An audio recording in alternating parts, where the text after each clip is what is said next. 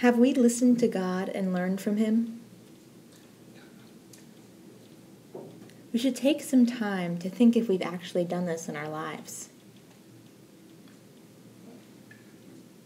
I have one example for you. During a baseball game, if the pitcher continues to throw badly and allows many hits to happen, the game will be thrown off. And the coach, of course, observing all this, will decide to take a timeout. He'll meet with the pitcher and have a straight talk with him, asking him why he is throwing badly today.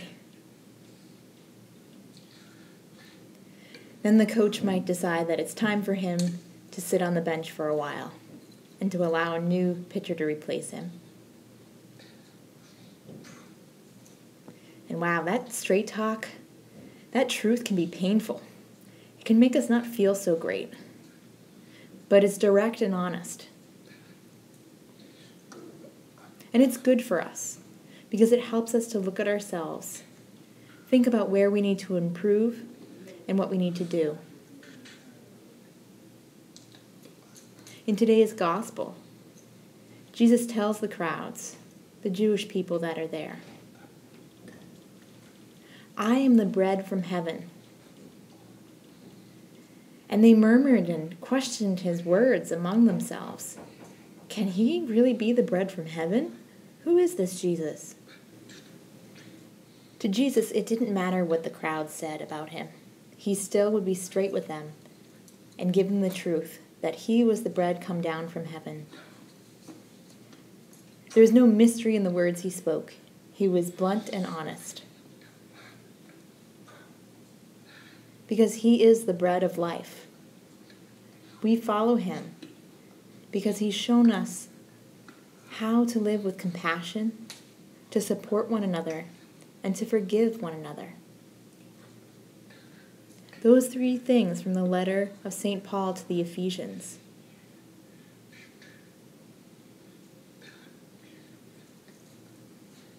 Those three things give us life. And what does it mean to have life? It means to have a life well lived, following God in his love. Know that long ago, our parents were all responsible for taking care of us as children, teaching us right from wrong, because they wanted to help their children to live well. God, in the same way, wants to help us to live well.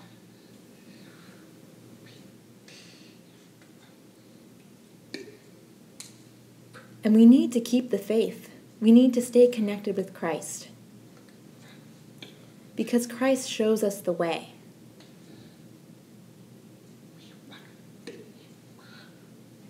We want to stay on the pitcher's mound.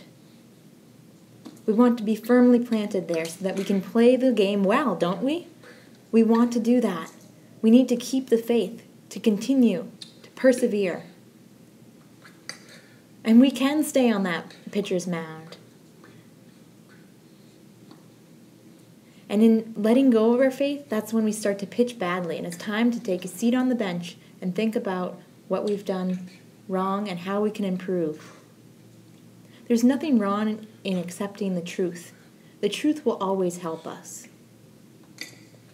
So keep the faith, persevere, and play the game well. God bless you.